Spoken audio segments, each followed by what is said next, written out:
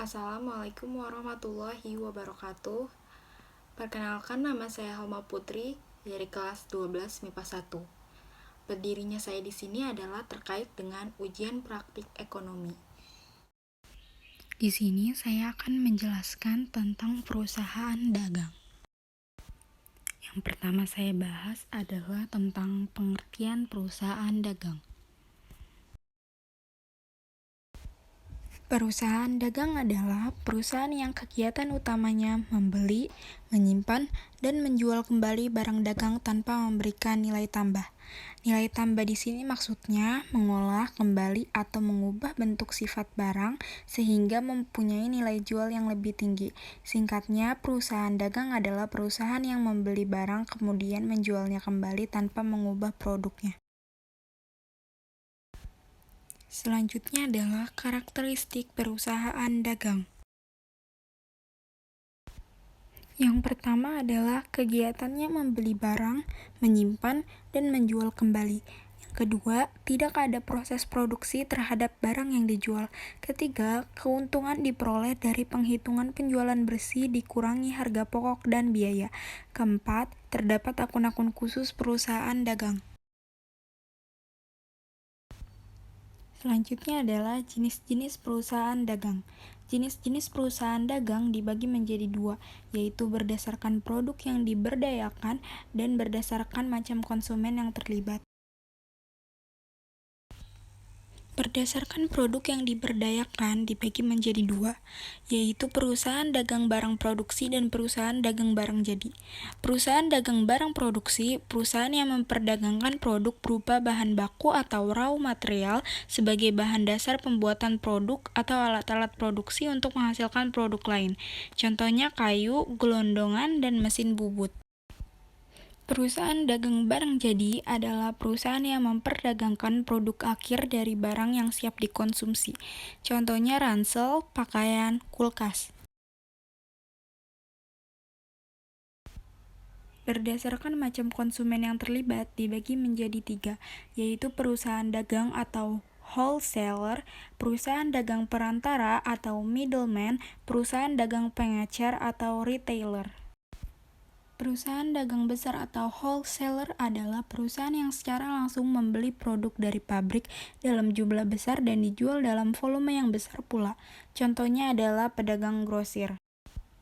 Kedua, perusahaan dagang perantara atau middleman adalah perusahaan yang membeli dalam partai besar untuk dijual kembali ke pengecer dalam jumlah sedang. Contohnya adalah pedagang subgrosir. Ketiga, perusahaan dagang pengecer atau retailer adalah perusahaan yang langsung berhubungan dengan konsumen. Konsumen dapat membeli secara eceran atau produk yang ditawarkan. Retailer sering kita dapati di lingkungan kita, contohnya warung, kios, dan swalayan. Selanjutnya yang akan kita bahas adalah tahapan pencatatan akuntansi perusahaan dagang, yang dibagi menjadi 12.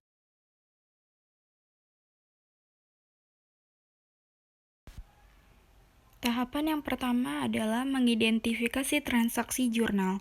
Tahap pertama yang harus dilakukan dalam siklus akuntansi perusahaan dagang ialah mengidentifikasi semua transaksi perusahaan dan melibatkan semua akun. Tahap kedua adalah menyusun jurnal khusus. Pada perusahaan dagang besar, jurnal transaksi biasanya dibagi menjadi jurnal umum dan jurnal khusus. Jurnal umum digunakan apabila jumlah transaksi perusahaan hanya sedikit, sementara jurnal khusus digunakan dalam perusahaan besar untuk memudahkan mengelompokkan transaksi-transaksi tertentu. Contoh jurnal khusus dalam perusahaan dagang adalah jurnal pembelian barang, jurnal penjualan barang, jurnal penerimaan kas, dan jurnal pengeluaran kas. Tahap ketiga yaitu menyusun buku besar pembantu. Tahap selanjutnya dalam siklus akuntansi perusahaan dagang adalah menyusun buku besar pembantu. Buku besar pembantu ini disusun untuk mencatat satu data akun secara rinci yang kemudian digunakan sebagai acuan dalam penyusunan neraca saldo perusahaan dagang. Contohnya adalah akun yang dicatat dalam penyusunan buku besar pembantu adalah akun piutang dan akun utang perusahaan dagang. Tahap keempat adalah mencatat di buku besar.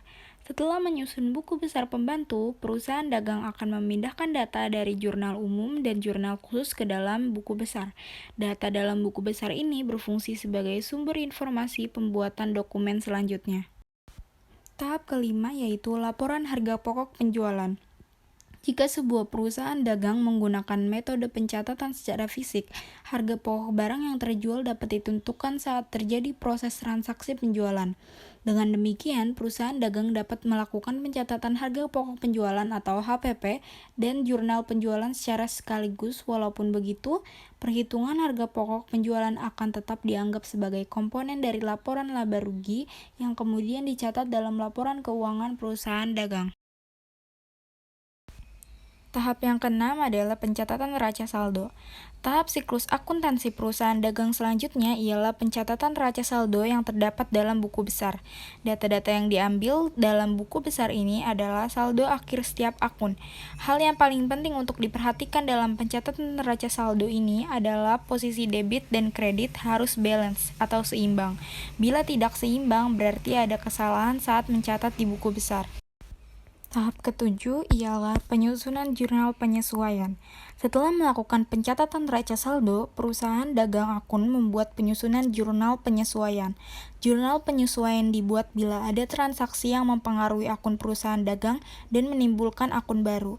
Contoh transaksi yang mempengaruhi perusahaan dagang ini adalah sewa ruko yang sudah jatuh tempo. Tahap ke-8 adalah penyesuaian neraca saldo. Penyesuaian neraca saldo termasuk sebagai salah satu poin penting yang harus dilakukan.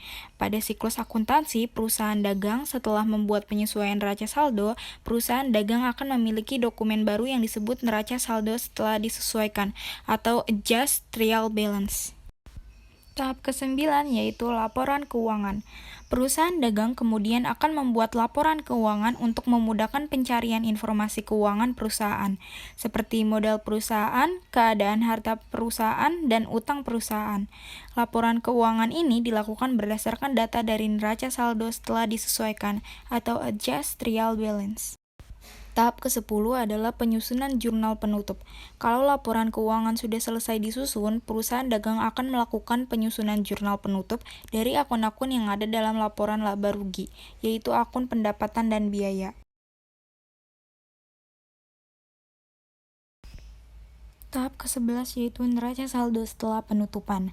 Perusahaan dagang kemudian akan melakukan penyesuaian antara jurnal penutup dan neraca saldo. Dalam tahap ini, bila ada data akun-akun yang berubah, maka akan dilakukan pencatatan ulang akun-akun yang berubah tersebut. Tahap ke-12 adalah penyusunan jurnal pembalik. Penyusunan jurnal pembalik hanya dilakukan bila ada kondisi tertentu yang mengharuskan perusahaan dagang mencatat akun tertentu. Misalnya jika ada transaksi pendapatan yang diterima di muka atau bila ada transaksi biaya yang dibayar di muka atau piutang. Terakhir yang akan kita bahas yaitu jurnal khusus perusahaan dagang. Yang pertama yaitu jurnal khusus pembelian. Pada jurnal pembelian, transaksi yang dicatat berupa transaksi pembelian secara kredit, entah itu pembelian barang dagang ataupun pembelian perlengkapan dan peralatan. Jika terjadi penambahan akibat pembelian, transaksi dicatat dengan mendebitkan akun pembelian sejumlah tersebut. Sementara itu, bila pencatatan terjadi akibat penambahan utang dagang, kreditkan akun utang dagang sesuai nilai utang tersebut. Di sini ada contoh jurnal khusus pembelian PT Cahaya Abadi periode Maret 2020, yaitu pada tanggal 1 Maret membeli secara kredit dari CV Hidup Jaya barang dagang seharga 3.500.000. Pada 4 Maret membeli secara kredit dari Eva Kemilau barang dagang seharga 5 juta. Pada 9 Maret membeli secara kredit dari CV Hidup Jaya barang dagang seharga 4.400.000. Pada tanggal 15 Maret membeli secara kredit dari Toko Pelangi peralatan toko seharga 3 juta. Pada 20 Maret membeli secara kredit dari PT Abadi barang dagang seharga 6.200.000. Pada tanggal 24 Maret membeli secara kredit dari Eva Kemilau barang dagang seharga 1.500.000. Dan pada tanggal 29 Maret membeli secara kredit dari CV Hidup Jaya barang dagang seharga 2 juta.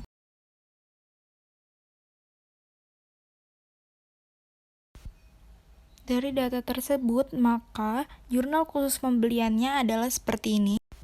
Pada kolom pertama yaitu kolom tanggal adalah kolom untuk mencatat waktu terjadinya transaksi jurnal pembelian dengan kredit. Pada kolom kedua yaitu kolom keterangan adalah kolom untuk mencatat nama kreditur atau supplier dalam transaksi pembelian barang secara kredit. Pada kolom ketiga yaitu kolom ref atau kolom untuk tempat memberikan tanda cek atau tanda checklist dan menunjukkan bahwa saldo yang bersangkutan diposting ke buku besar. Kolom yang keempat yaitu kolom pembelian adalah kolom untuk tempat mencatat saldo pembelian barang. Kolom yang kelima yaitu ref adalah untuk mencatat nomor kode rekening atau kode akun untuk pemindahan bukuan.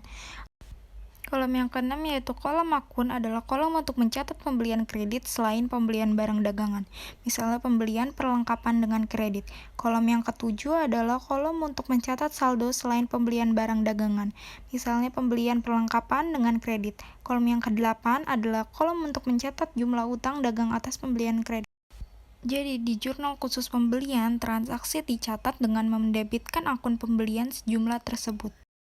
Ketika perusahaan membeli suatu persediaan atau membeli barang dagang, maka akun kas atau utang usaha dikreditkan.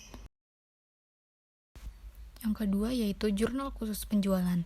Transaksi yang dicatat pada jurnal penjualan termasuk transaksi penjualan barang dagang secara kredit. Jadi transaksi tersebut mengakibatkan saldo yang ada di piutang dagang bertambah dan saldo penjualannya juga bertambah. Seandainya ada penambahan piutang dagang dengan cara mendebitkan piutang dagang, sedangkan pencatatan yang dilakukan jika ada penambahan penjualan adalah mengkreditkan penjualan. Di sini ada contoh jurnal khusus penjualan pada periode April 2020, yaitu pada tanggal 5 April jual kepada toko Matahari barang dagang dengan harga 700.000 dengan syarat pembayaran 2/10 N/30 faktur nomor 11. Maksud 2/10 N/30 di sini adalah mendapatkan potongan 2% jika dibayar kurang dari 10 hari dan jatuh temponya adalah 30 hari. Dan pada 8 April, faktur nomor 12 dikirimkan kepada toko Lili atas penjualan barang seharga 1 juta dengan syarat pembayaran 1/10 N/60. Syarat pembayaran 1/10 N/60 ini maksudnya adalah mendapatkan potongan 1% jika dibayar kurang dari 10 hari dan jatuh temponya adalah 60 hari. Perlu diingat bahwa jurnal khusus penjualan mengakibatkan saldo yang ada di piutang dagang bertambah dan saldo penjualannya juga bertambah. Yang ketiga adalah jurnal penerimaan kas. Setiap transaksi yang dicatat pada jurnal penerimaan kas berupa transaksi yang dilakukan secara tunai, misalnya pelunasan piutang, pengembalian barang yang sudah dibeli secara tunai, retur pembelian, dan yang lainnya. Jika ada transaksi penjualan barang dagang secara tunai, maka akan menambah saldo kas dan saldo penjualan. Pencatatannya berada di posisi debit akun kas dan kredit akun penjualan.